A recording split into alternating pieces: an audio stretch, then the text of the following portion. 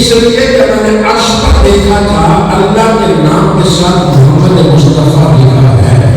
اب بتائیے ایک آدمی ساری زندگی لا الہ الا اللہ لا الہ الا اللہ لا الہ الا اللہ پڑھتا رہے، جب تک وہ محمد رسول اللہ نہیں پڑھے گا بات نہیں بنے گی. بات بنے گی تو محمد مصطفیٰ کا نام لینے سے بنے گی. ایمان والو آ جاؤ، اللہ کے پیارے نبی سے تعلق قائم کر لو، سرکار سے رشتہ قائم کر لو. جس کا سرکار سے رشتہ قائم ہوگا انشاءاللہ سرکار سے اپنے دامن کرم میں لے لیں گے.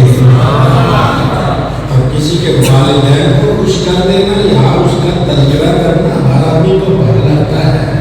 تو میرے بزرگوں کا نام لے گا مجھے اچھا لگے گا، تو حضرت کے بزرگوں کا نام لے گا یہ اچھا لگے گا، تو ادھر بیٹھوں کے بزرگوں کا نام لے گا انہیں اچھا لگے گا.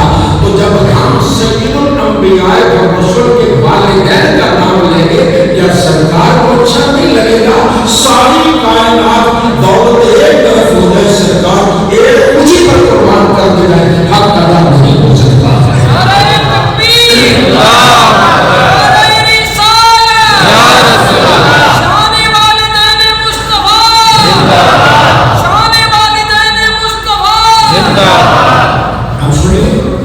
نبی عربی صلی اللہ علیہ وسلم کو اللہ نے دل کمالات سے نوازا.